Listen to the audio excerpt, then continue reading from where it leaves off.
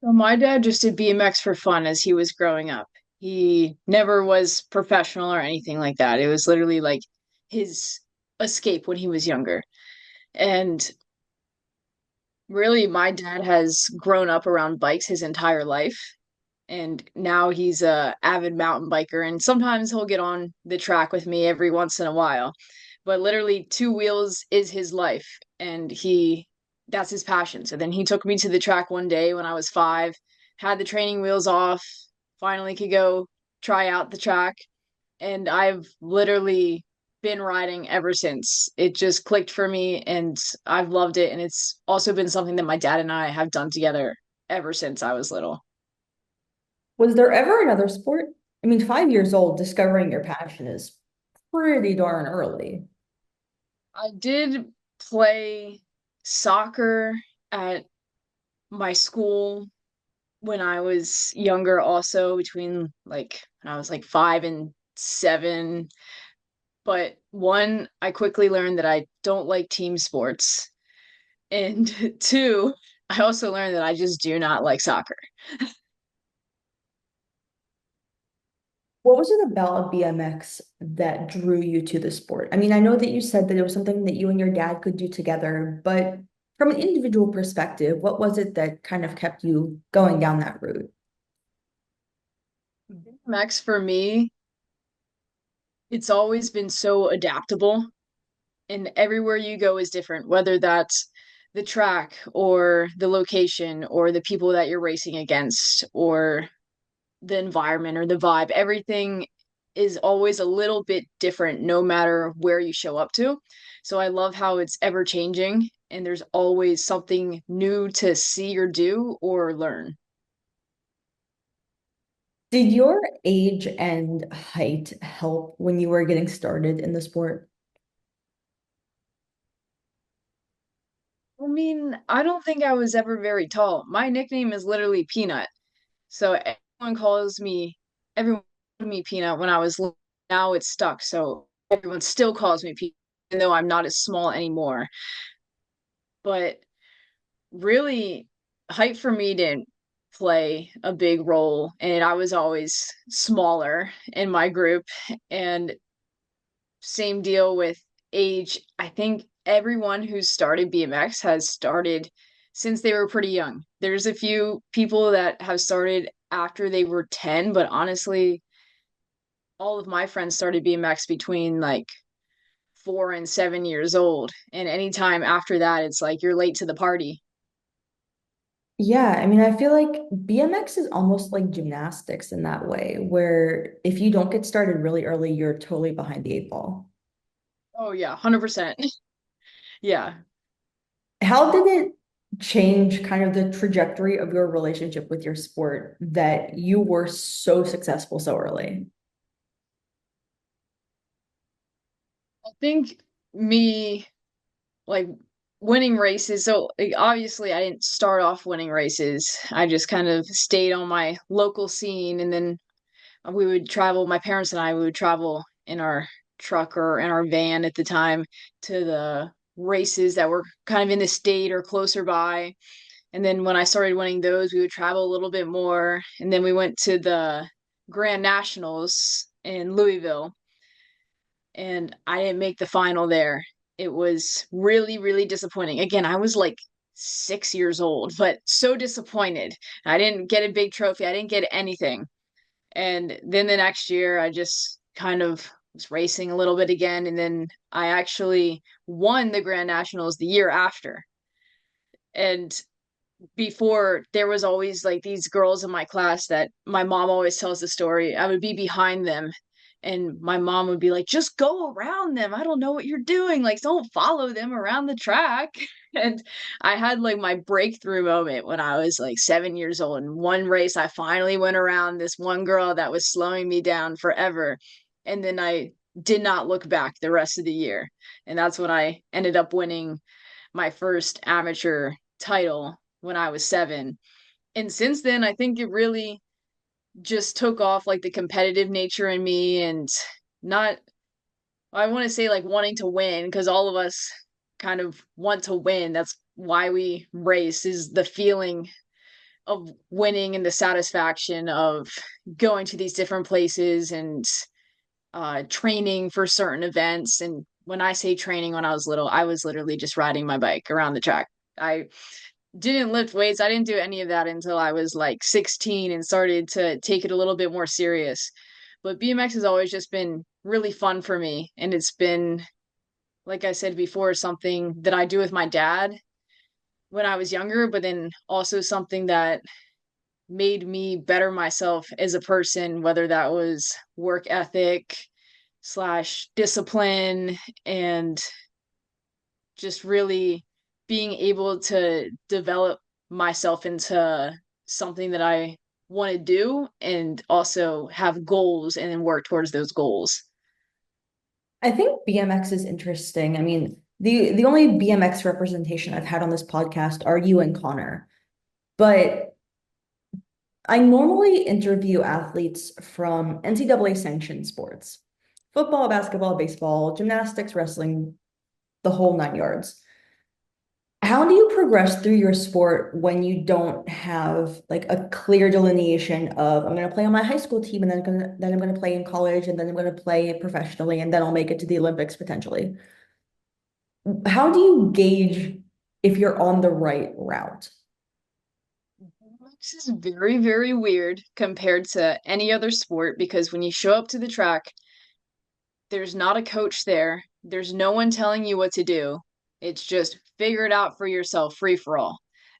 And my mom obviously didn't grow up around bikes, and she actually did gymnastics when she was little, and she always told me that it was so weird how we just went to the track and then says, all right, well, just figure it out. And BMX is a really small community, so you pretty much know everyone at your local track, and people will learn your name and learn you, and then they'll help you out, and it'll be a lot of like camaraderie going on too. But it's also weird to not have someone kind of tell you what to do to progress. So for me, I just rode my bike for fun until I was at a race in California when I was about 11 or 12 years old, and it was the 2012 Olympic trials for London.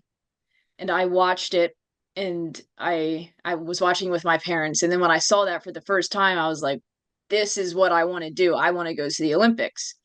And BMX first got into the Olympics in 2008 in Beijing. But during that time, I was kind of just getting into BMX. I was about 6, so I didn't really know anything about it. So this London time trial or this London qualifying race that I saw was the first glimpse at Olympics for me. And since then, I kind of had like the thought in the back of my mind about the Olympics, but I was just kind of racing my bike. And as I started to progress more in BMX, just going to different races, winning different championships, when you turn 17, you get the opportunity to race in a junior development class. So that would be 17 and 18-year olds, where they'll send you off of the Olympic starting hill. So an Olympic starting hill is an 8-meter hill, and you go down next to all the other competitors, and there's like this big jump at the bottom. Basically, it's just the track is upscaled compared to like the amateur ones that we're racing on. So lots of higher speeds, more risk, maybe more contact, bigger jumps. Everything is just amplified. So I had the opportunity to race that when I turned 17. And then by that time, Team USA is kind of looking for new prospects. And I got selected to race the Worlds in 2019. And that was my first World Championships. And then since then, I've been like traveling around Team USA and kind of just letting my BMX journey take off and seeing like what opportunities come from it. When you were first discovered by Team USA, you were 17. What did they tell you about your future in this sport? So I actually was on this pre-junior development team that Team USA kind of had a little bit of, or USA Cycling had a little bit of part in. And that's where I met my coach because they had like a coach for the team, and this was like my first ever coach that I've ever had with BMX. And I met her when I was 16. Her name's Ariel Martin Verheeren, and Ariel was a professional BMX racer for a while, and she was very, very good. But unfortunately, she missed out on her games opportunities with two big injuries in Beijing. Long story short, I won't tell her story for her. Long story short, she, Beijing was the first time that there was the Olympics for BMX, and they were a little unclear on like the qualifying process and how to qualify, and she ended up crashing and then losing the qualifying spot uh, that she had earned to go along with her other teammates. So then they only had one, and she didn't get to go. So then London, she like secured her spot, knew the point system in and out, was good to go, and crashed the day before she was supposed to leave, and had a bunch of like internal damage, like literally almost died on the track. It was really, really bad. And that like ended her Olympic journey right there, because then by Rio, she was kind of getting up there in age, and then she ended up having kids and everything like that.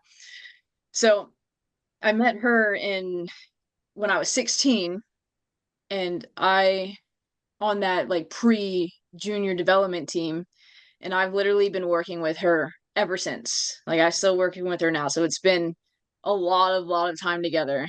And I really, really like working with her. Like I said, I've never even had a coach before, but having that guidance really helped me like open up more opportunities, like racing opportunities, but then also uh kind of show me the ropes on everything between like World Cups, Olympics, different races, and just being able to figure out how to better myself, because it's like you can only do so much and watch other people until you get to a certain point. And then once you get to a certain point where you want to make that step from an amateur racer to a professional racer, obviously that's a really big step that you need some kind of guidance with.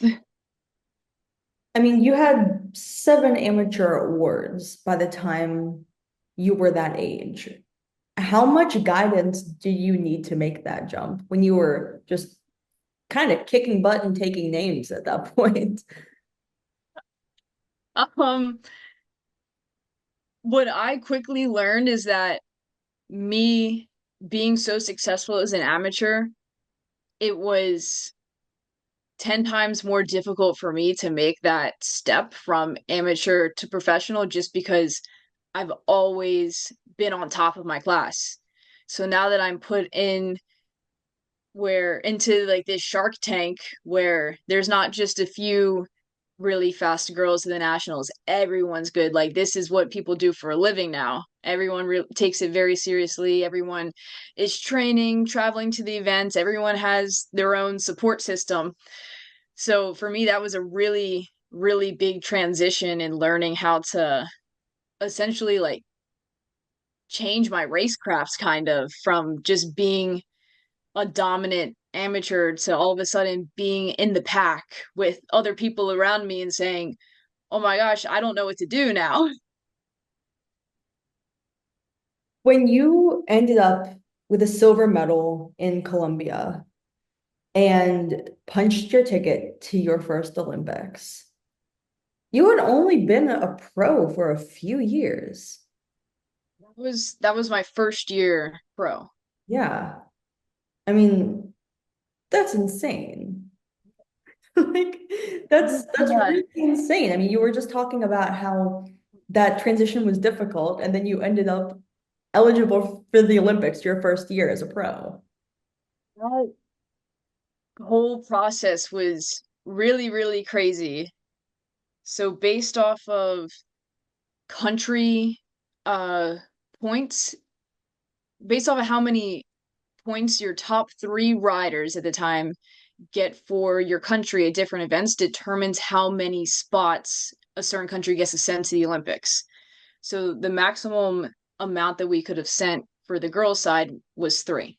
and we got 3 slots. So there was 2 girls that were already really up in points and they were pretty locked in for the games in Tokyo. And then there was one girl that actually ended up dropping out and said, "Hey, I am not going to race anymore. I'm done." And she didn't want to make the Olympic run. So then that opened up another spot. And that's when I saw that as an opportunity, like, well, I guess this is my chance. And honestly, COVID was the best thing that happened for me because in 2020, technically, I wouldn't have been old enough to gain points for the Olympics. For BMX, you have to be 18 to race in the Olympics. So technically, I couldn't have gotten Olympic points because I would have been 17 still at the time. And I wouldn't have, yeah, I wouldn't have been able to accumulate points to make the team in general. So whole year of COVID happened, and then I went to a World Cup in Italy where I made a World Cup final. And how you get Olympic points is making World Cup finals. The criteria always changes a little bit, but for the sake of simplicity, I had to make World Cup finals. And made one in Verona, and there was 2 other girls that were traveling around with the team also trying to get that last slot. And then when I went to Bogota in Colombia, I made another final that weekend, but the other girls had made some finals too. So pretty much, I didn't really know this at the time, but whoever finished the best at the last race was probably going to go to Tokyo. And I ended up just having the absolute lap of my life. And I got second at the World Cup, my first ever World Cup podium. And that qualified me for the games in Tokyo. And it was a really cool full circle moment as well because my coach Ariel was there to kind of see it all unfold. And I've told you her story earlier about how she never got to go to the games. So then for her to see me qualify for my first games was just so awesome and rewarding for both of us because it was a big team effort to make all of that happen. And after the fact, it was crunch time. I only had 2 months at the most to get ready for Tokyo, so it was really last minute as well. I know I saw that I made a note that you had become eligible and then like in the same summer session, we're going to Tokyo.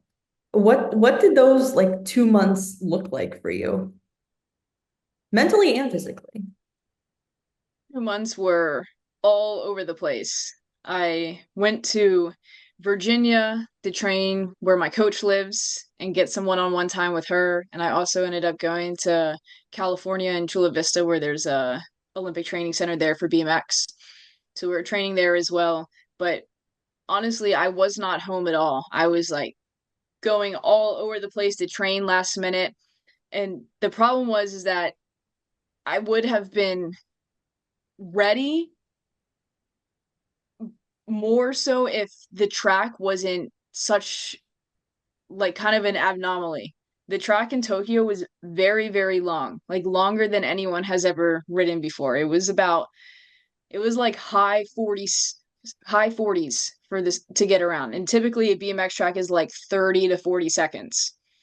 So adding on another like 8 to 10 seconds to the end of the race is a lot. We're sprinters, so just think about, running as fast as you can for like 40 seconds and then them saying, "Well, you got to go 10 more at the same speed you were just going." And we didn't have obviously the resources of the track itself to train there, like how like we're not allowed to go ride the Olympic track. So I would train and after I would get done my full lap, we would just be doing like a sprint, just pedaling our bike as fast as we can after the finish line for however long to try to prep for this. So it was a lot of like different training that I hadn't done before because we didn't like more so like predict that I was going to make it to the games. Not that that wasn't the goal. Like the goal was to make the Olympic team, but then once it actually happened, we were like, holy crap, like we need to prepare. We should have done this months ago. Yeah. It was a lot of moving around and just people asking me for so many things, like not leaving me alone, basically. Just, the girl I knew from school 5 years ago, all of a sudden is like texting me on Instagram, like, wow, that's so awesome. I'm like, girl, I haven't talked to you in like 5 years. You didn't care how I was doing like 6 months ago. Why are you talking to me now? So just a lot of like situations like that. And of course, I appreciate everyone reaching out to me and like saying congratulations, but it was just very, very overwhelming the amount of messages slash uh people asking me for things or people even sending stuff to my house. Like this one guy sent me, he owns some barbecue sauce company, and I was just getting barbecue sauce at my house and it was just a lot of like random unnecessary things that were coming my way, when in reality, if I could do it again, I would have just told everyone to leave me alone more so. But I didn't really know what the experience was like, so I wanted to like be nice to everybody and kind of accept everyone for being like happy for me and then also be happy with them, but it turned into being really, really overwhelming. And then me kind of not being able to stop that influx of congratulations and hype, kind of. I think it's so interesting to ask athletes about that first Olympic experience because normally they're 18, 19, 20, 21, 22. That is objectively early in life to be put in such a spotlight on any stage, let alone an Olympic stage. How did you handle that versus how you would handle it now?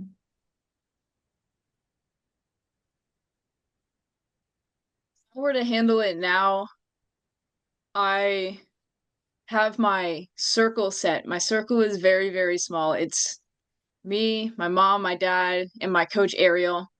And I have a few other people outside of, I have like my very small circle, and then I have like my next ring. And then anything outside of that, like I say the next ring is would be like sponsorships and anyone else helping me out. But then outside of that, like friends, family would kind of put that on the back burner and just focus on this small group that I have and really focus on myself more than anything, because I feel like I was trying to give to so many different people and not so much do things for them, or like I said, I would do, maybe interviews or something like that and be like, okay, sure, I can do this, I can do this. But then also kind of responding to a bunch of people on my messages and people reaching out to me. And I think what I would do differently is just shut all of that out, or even have have it come in for, however much time. But then let's say once we're this many weeks or whatever from the games, shut all of that down and just stop the chatter for however long that I think that it should happen. What is your pre-race ritual and how has it changed since you were 5? Honestly, I didn't have a pre-race ritual. I For a while I did not have a pre-race ritual. I would just show up, race, not even think about anything. And I had it um earlier in my career. I don't know when exactly it started. I can't remember when I was 5, but I don't know if it started when I did some more races when I was like 10 or so. But my dad would always be in the staging area with me, and he would like press my back 2 times between my shoulder blades, and he called it the switch. And it'd be like my race switch was on. Now I'm in race mode, and be like, he'd do the switch on my back. So then I'd be ready to go. And then my dad got kicked out of the pits, or out of the staging area, because then we started getting older. And next thing you know, my dad was like the only one in there with all the girls. I'm like, all right, like I'm gonna have to think of something new to do now. And it was kind of like letting my dad go a little bit and then changing stuff that I did, which change is good, but it was also kind of difficult because I've done that for so long, and that was kind of like a comfort thing for me to have like my dad there. Because again, I literally grew up with my dad racing with me. So it was like kind of pushing that out of the way, but having him still be a part of everything, just not in that sense. So now my race routine, I'm someone that likes to be really kind of like energetic and happy before the races, like kind of excited. I feel like there's two ends of the spectrum. It's either you're really serious and you don't talk to anyone, or you're having more fun. And what I realized for me is that when I have more fun, I perform better. When I think about why I do BMX, I do it because I always thought it was super fun. That's why when I look back, I'm like, well, why did I start this? Did I start this because I was always like so serious and honed into everything and not talking to anyone? I was like, no, I started BMX because it was something that I did with my friends, I did with my dad, that I always had fun doing. And I think being in that mindset brings me more joy and more relief and the calm before racing than it would as if I were very, very serious. And obviously, there's a line, and we're all serious at some point. It's just kind of determining what that line is for you and how you like turn it on and off. I think it's interesting as well that that pre-race, pre-game, whatever it is, ritual mentally. And I think it's pretty self-aware that you kind of broke those that down into those who get excited pre-race versus those who like lock in. You know, when you're working in a sport that is so extreme in the line that it toes between life and something seriously bad happening to you, how do you juxtapose the excitement pre-race with locking in like your life is on the line? And I hesitate to say that like so demonstratively, but like you're in a sport that's very dangerous. Yeah. No, my life is literally on the line every time I get in the gate. And I think of it as obviously there's a lot of fear associated with BMX. It could be other competitors on the gate that you don't like racing against, or it could be the track and some jump that you don't like, or what it's usually for me is the weather conditions and just huge side wind that could just make you explode at any second. So it's a lot of unpredictability, and I think it's a matter of what I've learned slash am still learning is learning to accept what you can control and what you can't control. And all of those things I just mentioned are stuff that you can't control.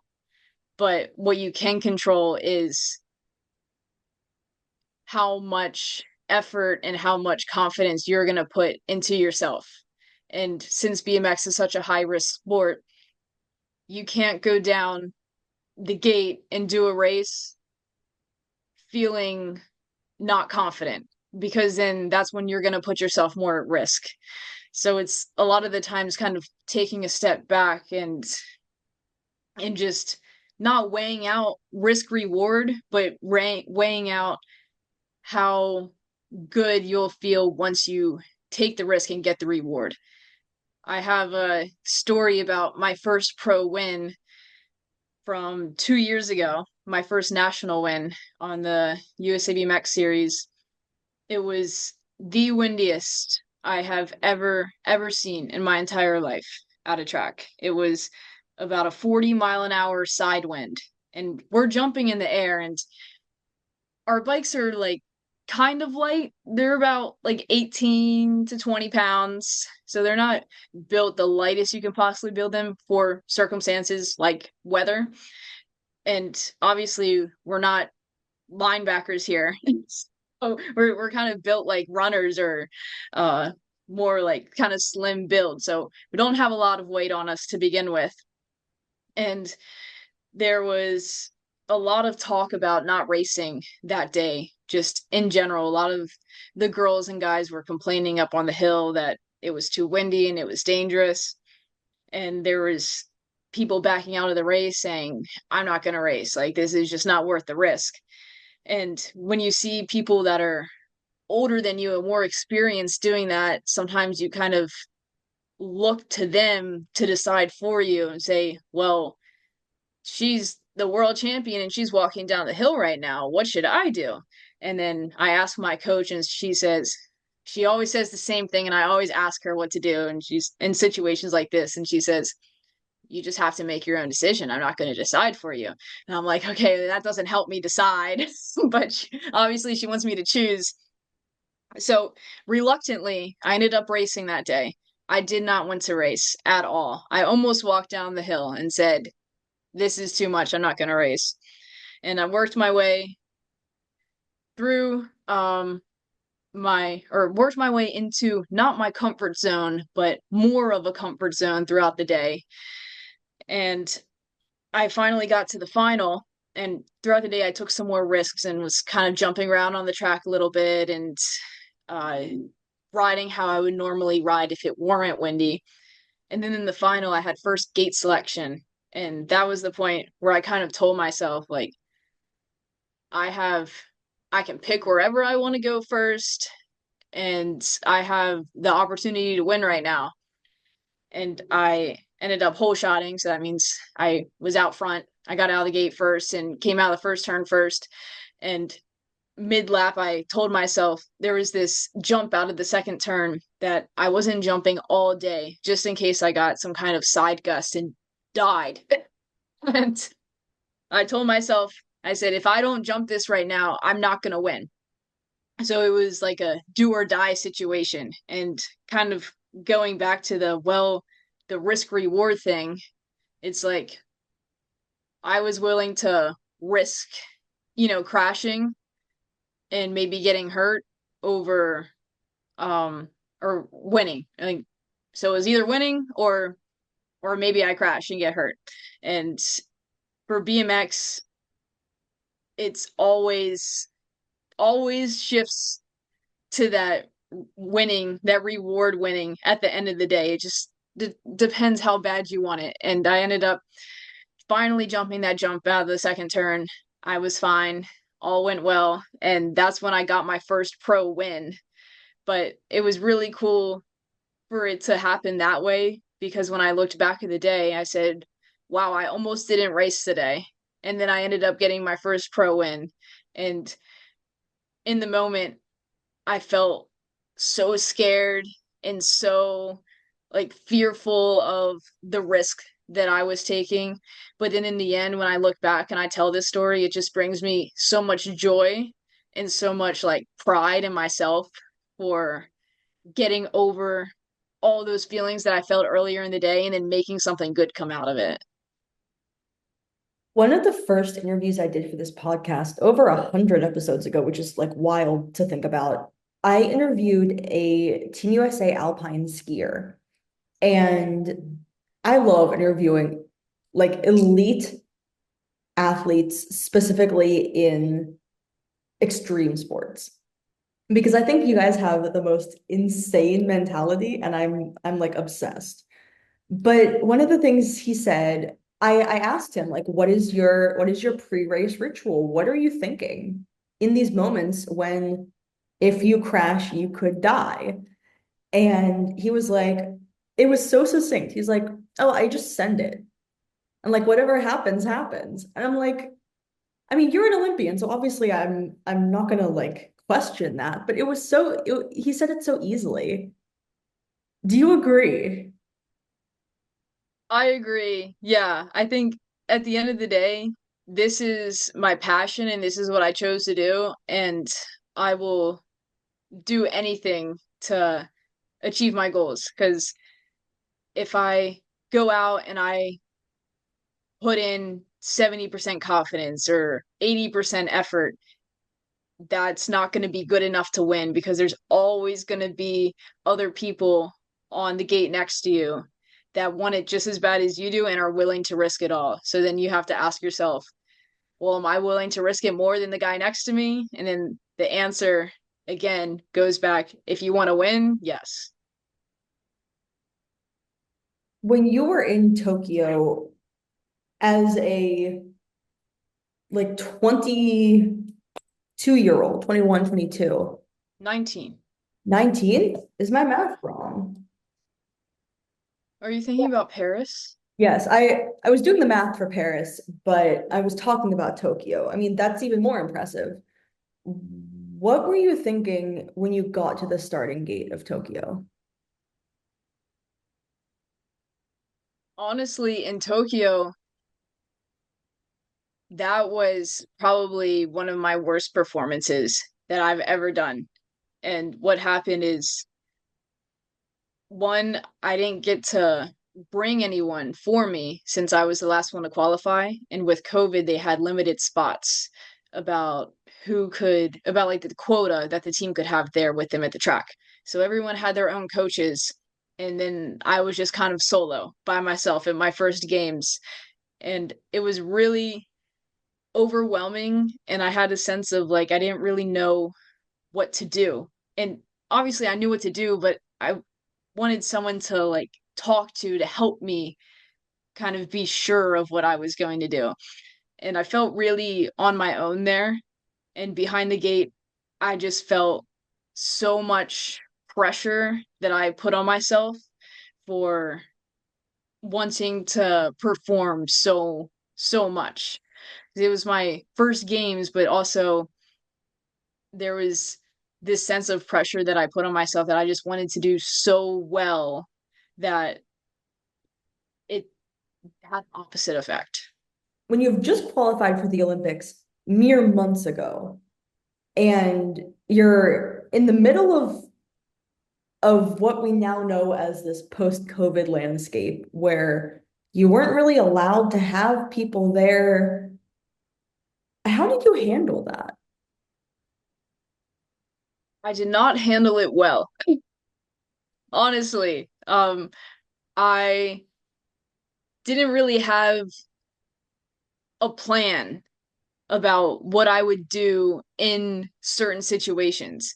I just kind of went in really blind, and I would ask people who have been to the games before, well, what's it like? And they would say, well, honestly, I can't really tell you because this games is so much different. There's not spectators and it's COVID is going on. So essentially, I kind of went in blind in everything that I experienced, no matter what, whether I've been to a games or not before, I feel like was very, very new to not just me, but to everyone. And I used to be someone who wasn't very adaptable at all. And like I said, I love BMX because of the adaptability.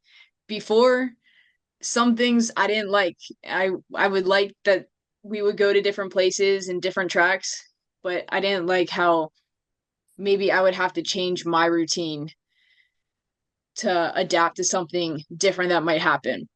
But since that, I think that was my kind of downfall in Tokyo was not being able to adapt quickly to the situation that I was in. So honestly, what I learned from Tokyo was how to be more adaptable. And now when people ask me, well, why do you love BMX? I include that in my adaptability now. I kind of turn it into something that I like about BMX. It goes back to the wind story when I won my first pro race is yeah, it was windy and yeah, it sucked, but seeing how I was able to adapt to the conditions and then make something good out of it was one of the most rewarding things that I felt. So I would put that in my category of another reason why I like BMX is because I have to be adaptable myself. When you're in an individual sport that does not rely on other people hyping you up, not talking about coaching staffs, but individualistically, how do you continue to push yourself? How do you continue to make sure that you are adaptable to those situations that may come up that only you have the influence? I grew up in Pottstown, Pennsylvania. It's this smaller town, like 45 minutes outside of Philadelphia. And I was pretty much the only girl at my track. There were other girls that would come and go. They would be there for a few years and then they'd stop bracing and everyone would come and go. But I was really the only OG girl that was at my local track the whole time that I lived there. And honestly, with that, I learned how to push myself with just me there. And it's good to ride with the boys and with my dad and with my dad's friends. But at the end of the day, it was me, like, I didn't really have that much of a comparison. When I would go to the races, then that's when I would see all the girls my age and I would race against them. So it was more of trusting what I was doing in the moment and taking that to wherever else that I ended up going. And I see the same thing is that back then as I do now. Now I'm kind of in the same boat where all of us on the national team live in a different area in the US. So we don't get to train with each other all the time throughout the year. We'll come and meet sometimes and do camps and get to train then, but a lot of the times I'm solo and I'm by myself. So it's just trusting the process that you have and what you're doing in the moment so that you know when you show up to the races that you're prepared no matter what and that you're like completely confident in everything that you did before that. Have you ever worked with one of Team USA's sports psychologists? Yeah, I have. Do you find that that is an area of your personal performance that you do well or that you need to put more effort into? When I was younger, I never put any kind of emphasis on it ever. And honestly, I think Tokyo at the Olympics was a turning point for me when I saw how I kind of mentally just unraveled at the race that I don't have a plan set if something like that happens, or I don't have a set pre-race ritual routine. And I said, well, I should really have this. I need this. And this is kind of what I'm missing. Because a lot of the times I'll see that my physical preparation is top notch, but then when it comes time to execute, um, I don't execute as well as I'm capable of. So having a sports psych, I've had some sports psychs like on and off the past few years. It took me a little bit to find a good fit for me, but then I've been working with the same guy for about definitely over 6 months now. I think finally I found one that I like and that we click better than all the other ones before. And really, I like the sports psych because it's helped me get a pre-race routine, but then also how to implement that in practice as well. And there's a lot of times where I would try to mentally prep for the race, but just doing my own thing. So I don't really know if it's working or not because I'm not a sports psychologist and I'm just kind of going off of what I think that I should do. So then having the guidance of someone to tell me this is something that you can do and this is why it works and not just, well, it can work, maybe, but then knowing the why and knowing the purpose behind it has helped me keep doing it because I would do it a lot of the times and then I kind of stray away from it. I'd stray away from it because then I don't know if it's working or not, or I don't know why I'm doing this or what purpose it has. So then seeing the purpose behind the things that I'm doing, whether that's like visualization or like journaling or um,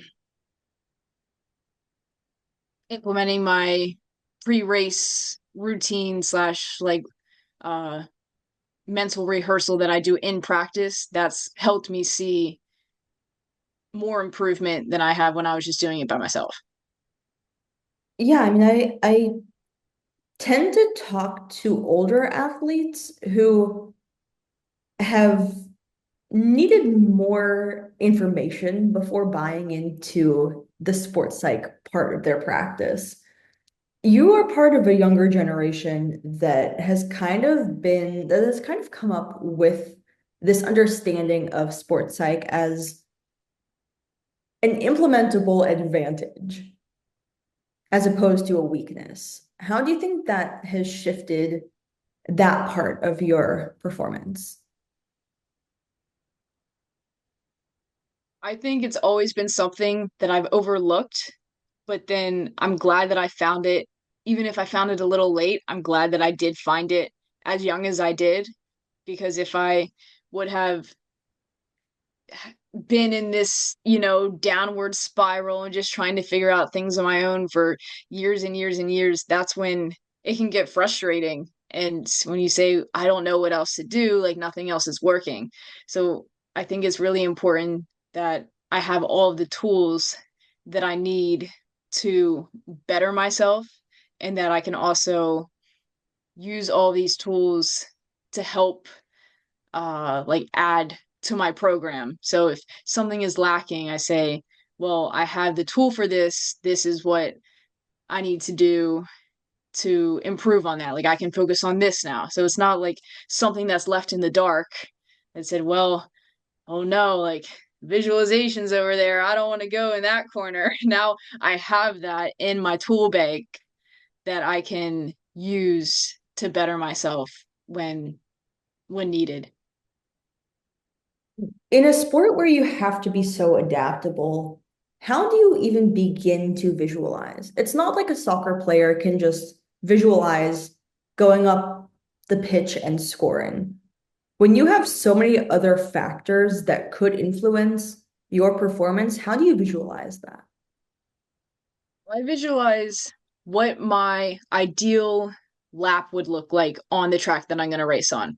Sometimes I'll put myself in different starting positions next to different people and kind of imagine how I would feel in that moment. And let's say I feel nervous because I'm imagining like a final, and or I'm on like the way outside and I know I have to cut over all the way to the inside of the straightaway to get like a pole position into the first turn. I'll kind of be imagining myself in different situations and how I feel, and then how I'm going to deal with it. And let's say it turns into something where I didn't visualize it and something happens. As long as I visualize some kind of situation that pulled me out of my comfort zone and I saw myself like kind of getting back into my zone, then it can really be anything as long as you know how to bring yourself back to that flow zone that you're in. So I am going to ask, I see you're a bit beaten up on your hands. Do you want to talk about those injuries or do you not want to? Would you rather me not inquire what's going on? Oh, I had a rough week. I had a really rough week. I went to Colorado last week for a testing camp with USA Cycling, and it was awesome. This is our first time ever doing it. We didn't even bring our bikes. We were doing a bunch of physical baseline testing. So we were doing different stuff in the gym, and then we're doing different medical testing. And then we flew to Tulsa, which is actually where I'm living now, but they have the USA BMX headquarters here and a track.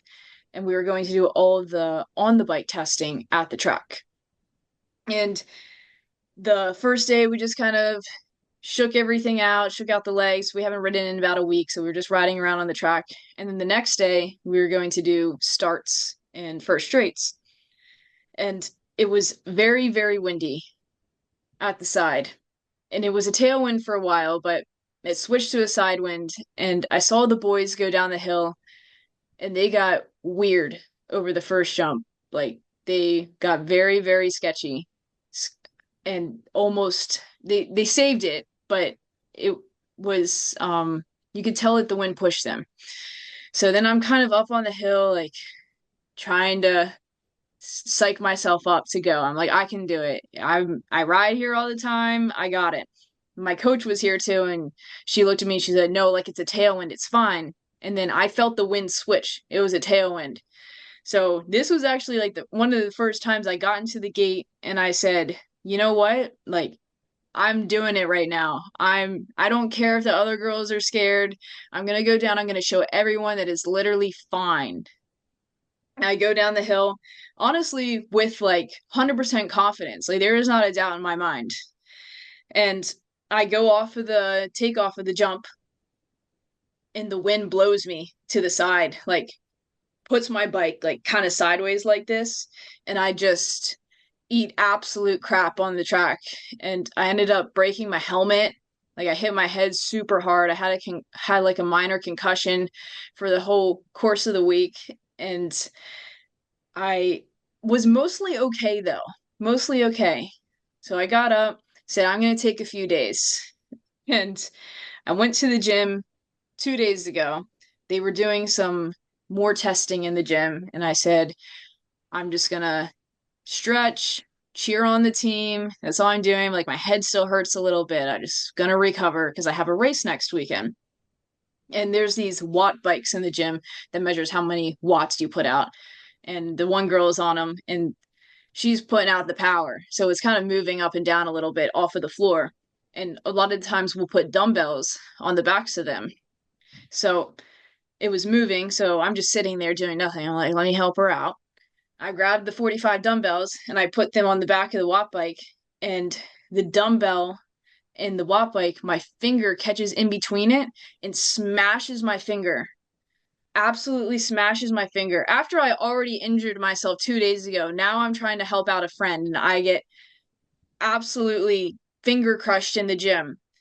Next thing you know, it's like horror scene. All of the girls are in there. My finger is like spraying blood. It's like getting on everyone's shirts. It's everywhere, literally everywhere. And I'm just looking at my finger and I like start turning white. And then the one girl like goes behind me because she's about to pass out. And everyone says, just breathe. It's okay. But they're not saying it for me more as they are for them because they're freaked out. Everyone's about to pass out. So I get the medical guy. I go down to the medic room, and then he took me to the hospital. And somehow I didn't end up breaking my finger, but it smashed on like the top of my nail. So then it popped on the other side of my finger. I had to get 2 stitches in my finger. I had to get my nail drained, and now I have my finger wrapped. It looks disgusting, by the way. This is good that it's wrapped because you do not want to see it. It looks awful. That happened 2 days ago. Now, honestly, I'm putting myself in bubble wrap until I leave for my first race of the year on Wednesday. But it's been quite the week. Yeah. How you doing? It hurt. It still hurts. Yeah. When you have an injury like that, that impacts your grip strength, how does that in turn impact your ability to ride or your perceived competency? Well, lucky for me, it's on the very end of my finger, like where my nail is. So that's not going to be too much of an issue, but and it's also on my left, which is nice. It's not my breaking finger. Um, but really, like the middle, the ring, and the thumb are the big guys that kind of go together. Because on my right hand, like I'll ride like this a lot of the times and have my finger on the brake. So technically, I'm not really using this finger too much. So even though there's not a brake on the left hand side, it'll be okay. And honestly, it can only get better from here as long as I don't touch anything else or go out of the house. As long as you don't leave the comfort of your home, everything will be fine. It was like a freak thing that happened. It was really, yeah, I we could not have predicted it. And again, I crashed earlier in the week and that one was pretty bad. I've never cracked my helmet before and I cracked my helmet all the way through from the outside all the way to the inside of the shell. And that's when I said I'm just going to take a step back, relax, and yeah, we see what happened next in the gym. Yeah. What do your parents think about the route that you have chosen for your life? Honestly, they see how much that I love it and how much I put into it that they are here to support whatever I choose to do. My parents and I have driven to the races ever since I was little, and as of almost 3 years ago now, I don't have any siblings, so my parents and I moved from Pennsylvania across country all the way to Tulsa, Oklahoma here, and we bought a house here and they're living here with me to support me on my BMX dream. I'm definitely really, really thankful for it. My parents have always been like a huge part of my life and have always tried to do everything that they can to help me succeed and reach towards my goals. Speaking of succeeding, let's talk finances. How does sponsorship work for BMX? So BMXers are making absolutely nothing. We risk our lives out there every single time, and we're on the bottom of the totem pole here. We are looking for scraps. And people say, well, why are you doing it? Honestly, I do it because I love the sport, not because I'm getting paid. If I was doing it to get paid, I would have stopped a long, long time ago. But this past year, I actually was with a bike sponsor for a while, the past like 4 years, and we had our final race of the year, Thanksgiving weekend, end of November. And I talked to them, and they were like, "Yeah, sounds good. Uh, we're gonna support you again next year." And they were giving me a lot of support between like uh financial support and then also helping me get to all the races, travel expenses. So it was nice. And then I actually got a call a few days before Christmas, and I thought they were gonna, tell me about next year and what the deal was gonna look like. And then he said, "Yeah, there's been a budget cut in the company. Sorry, but like you're getting the boot." And I said, "Wait, what?" And that was just a few days before Christmas, so the budgets for everybody are set in like between like July and October. So at that point, I couldn't really do anything trying to get another sponsor for the year because there's a lot of people that say, well, we'll give you like a free bike. And I say, well, that's awesome, but like this is what I do for a living. So I'm gonna need more than a free bike. And unfortunately, my bike sponsor was also partnered with another big sponsor that was helping me out with again more travel expenses and stuff like that, and they had a contract together. So then, right when that big sponsor said, "Hey, there's been a budget cut, we can't give you anything," then I lost that other sponsor along with them. So then I was just kind of hung out to dry, which was really, really unfortunate. And yeah, it sucked. It really sucked.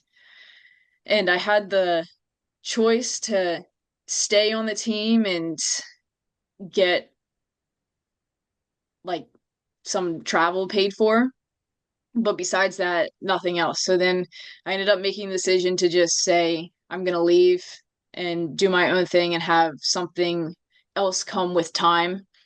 And right now that's where I'm at. I'm just kind of doing my own thing, free agent, and uh knowing that something will come along sometime this year. When you didn't make the team for Paris, was that a surprise? Was that something that you were working toward? So pretty much anyone who does BMX on a really competitive level between World Cups and those races on the Supercross hill, the big 8 meter hill, will have a goal of going to the Olympics. And I obviously wanted redemption from Tokyo and wanted to perform better. So my eyes were set on Paris. And long story short, how to make again the Olympic team is World Cup finals plus a few other races throughout the year. and I went to New Zealand for the first World Cups of the year. Didn't make the final there, so didn't get any points. The next weekend, we headed over to Australia for another chance at it, and I had a really bad crash in practice where I ended up fracturing my pelvis. I went to the hospital and they said, yeah, nothing's wrong. It's just a bunch of bruising. So I said, okay. And I get up out of bed the next day, like, cannot get up out of bed. It was awful, awful experience. Like, cannot even move. And I'm just thinking to myself, like, yo, I must be really bruised because this hurts. And I couldn't race that weekend. Like, I couldn't even move around. So I had to pull out of the race. I flew home and I was having a lot of trouble getting out of the gate and doing my gate start movement because I didn't have a lot of strength like in my pelvis. So when you do a gate start, you're kind of like putting your hips all the way forward along with the rest of your body. And I was like missing that strength. So I was having a lot of trouble like getting out of the gate, which is not good because the races are very short. So you want to be the first one out of the gate. That's very, very important during the race. Now, just kind of holding on, surviving. And then I had another opportunity to get Olympic points in Bogota, Colombia, at a continental championship race. And a few days before I left for then, I actually got an MRI to see what was still going on. And then that's when they told me, like, that it's been fractured the whole time. And I said, well, crap. Well, I can't do anything now. I have to go race. Like, I still have to try to make the team for Paris. Um, I went to Bogota and I felt great for some reason. Everything went out the window for me, and I was finally feeling really good. And in the final, I came out in front and I came out of the first turn in first, and I clipped my pedal on the turn and I flipped over the handlebars and crashed really, really bad. And that one, I don't know if I like re-injured myself a little bit or if I just severely damaged my ego. But from there it was total like little bit of a downward spiral for me because then I had another opportunity to get Olympic points and I didn't make the final. And then at our last opportunity at the World Championships, I actually missed out on the final by 1 place. So I just missed it and didn't make the Olympic team. So that was really, really sad because everything that we do from the last 2 years when the Olympic process, qualifying process starts, is having our eyes set on the next Olympics. And I ended up being the alternate at Paris instead, which was obviously unfortunate, but I was like, all right, I'm gonna try to just reset and make the best of it. And I ended up going to Paris and I stayed in the village and stuff. And it was actually the coolest experience that I've ever had. In Tokyo, there was a lot of uncertainties and a lot of lockdown between COVID protocols. In Tokyo, I remember we were all sitting with each other in like this horizontal line instead of across from each other in the cafeteria because they had plexiglass between us and we could not hear each other if someone sat across from us. So we'd all be in like this horizontal line. And this is what I like vividly remember from Tokyo is just kind of not being able to do anything. And then when I went to Paris, everything was just opened up and there was so much freedom. And they said, well, you can leave the village if you want. And I said, what? I can leave the village? What do you mean? Like I'm allowed to leave? And I did literally everything that I possibly could have done. I went to the opening ceremonies, which I never got to do, and I went all around the village. And this time around, there was quite a few girls my age that were there in Paris. So now I had some people to hang out with. Tokyo was kind of there's a lot of older girls there that I kind of grew up watching instead of uh, being more close with for friends. So there was a lot of girls there that were my age that I was hanging out with. And honestly, Paris really opened my eyes as to why I love BMX racing as much as I do. And the whole situation leading up to it sucked between getting injured and then uh missing out on the Olympic points that would have maybe qualified me for Paris. And there was a lot of like just obviously like sadness, just to like describe it is just feeling like you didn't accomplish like your goal that you worked so hard towards. But when I went to Paris, it gave me that spark that I needed to say, this is what I want to do, and this is why I love to do BMX. Even though I didn't get to compete, it opened up my eyes as to, yeah, why I love BMX as much as I do. So, again, the situation like sucked, but going as an alternate, I think really opened up my eyes way more than anything else ever would have. LA 2028. Yes, LA, that is next. Sights are set. What does the time between now and then look like for you? So Olympic qualification won't start until 2 years prior to the games, at like beginning of I don't want to yeah, like end of 2026 it'll start. So still a little bit of time between then and when the qualification process starts, but between now and then, those 2 years or about like year and a half, I'll be really just continuing to grow as a rider and like implementing everything that I've learned, like all of my experience to uh keep building on consistency at races. Is there anything else that you think that I missed about telling your story? Any context you'd like to add? My questions are done. The floor is yours. I do have a children's book. Yes, you do. Let's talk about. Yes, it's titled A to Z BMX Style, and this was actually my COVID quarantine project. I initially had the idea when I was 10 years old one Christmas because my Aunt Jennifer wrote A to Z hockey style books, and she gave me her books to read, and I would read them when I was little. So then at Christmas time, when everyone was there, I wrote up my own draft on the computer with my mom, and then it just sat there, forgotten about for about 10 years. COVID hit, and my mom rediscovered it on the computer.